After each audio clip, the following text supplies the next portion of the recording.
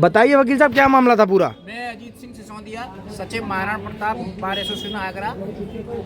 कल हमारे जो एक अधिवक्ता साथी हैं जलालुद्दीन, एडवोकेट जलालुद्दीन, उनके खिलाफ अधिवक्ता दिवस पर उनके खिलाफ मुकदमा लिखा गया और उत्पीड़न की कार्रवाई करने की पुलिस पूरी प्लानिंग किए हुए है। जब कोई निर्दोष हैं उनके द्वारा ऐसा कोई कृत्य किया नहीं गया है और अधिवक्ता समाज अगर झूठी कार्रवाई करता, पुलिस उत्पीड़न करती है हमारे किसी अधिवक्ता साथी का, तो हम सारे अधिवक्ता एक होकर पुरजोर तरीके से, लीगल तरीके से उसका विरोध करेंगे। और हमारी शासन प्रशासन से मांग है कि अधिवक्ता के विरुद्ध जलालुद्दीन, एडवोकेट जलालुद्दीन के विरुद्ध कोई भी उत्पीड़न कार्रवाई हुई तो हम सारे अधिवक्ता मिलकर आंदोलन करेंगे और विवश होंगे। तो हमारे शासन प्रशासन से हमें उम्मीद है कि न्याय करेगी और हमारे अधिवक्ता साथी का किसी तरह से उत्पीड़न नहीं होगा।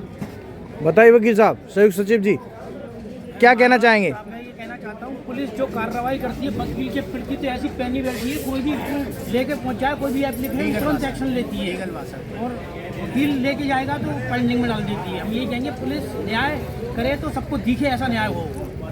बताइए वकील साहब, आप बताइए वकील साहब। क्या बोलूं?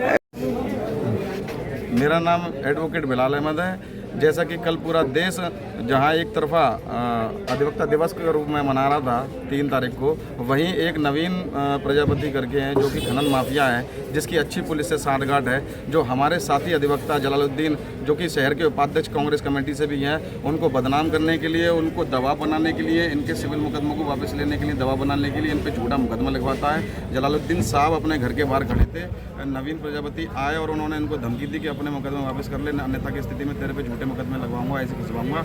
पुराने मुकदमों में मेरा षड्यंत्र रहा है।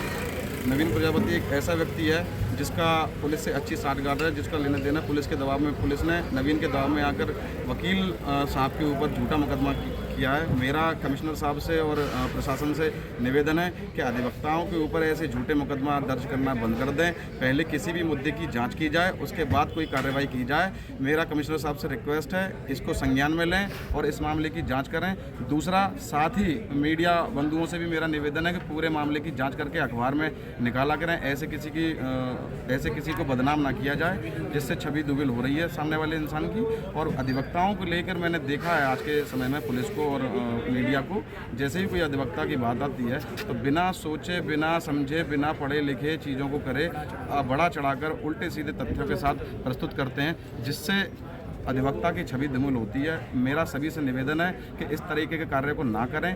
कहीं ऐसा ना हो कि अधिवक्ता के सम्मान को आप अगर ठेस पहुंचाएंगे तो हो सकता है कि आपके खिलाफ भी कानूनी कार्रवाई हो जाए। ऐसा हमें संज्ञान में आया कि एक हमारे वकील साहब हैं जिनके खिलाफ जो है कोई भू माफिया है, उन्होंने एक मुकदमा लिखवा रखा है। ऐसा होता है कि एक तहरीर जब चली जाती है थाने में और ये खुलासा होता है कि सामने वाला अधिवक्ता है, तो ऐसे मौके पर पुलिस बिना किसी गहन जांच के मुकदमा पंजीकृत कर लेती है। इससे पहले कभी भी कोई तहरीर जाती है तो पहले गहन जांच की जाती है, उसके बाद निर्णय लिया जाता है कि मुकदमा पंजीकृत हो या ना हो। लेकिन वो चीज़ यहाँ पर जब अधिवक्ता होता है तो वो चीज़ यहाँ पर होती नहीं है और मुकदमा दर्ज किया जाता है। इस मामले में हकीकत जो मेन ऑफ द फैक्ट है, वो फैक्ट ये है कि पुराने प्रीवियस मुकदमे चल रहे सिविल के और उन सिविल वाद को सप्रेस करने के लिए एक झूठा मुकदमा इनके खिलाफ किया गया है। मैं इसकी घोर निंदा करता हूँ और अधिवक्ता समाज पूरा आक्रोशित है। आने वाले समय में अगर यदि ऐसा कुछ होता है या कोई अधिवक्ता के खिलाफ कोई झूठा मुकदमा होता है और यदि ये प्रकाश में आता है तो अधिवक्ता समाज एक है और तरीके से लीगली इसका जो है पुरजोर विरोध करेगा और पूरा लीगल तरीके से इसका आंदोलन करेगा।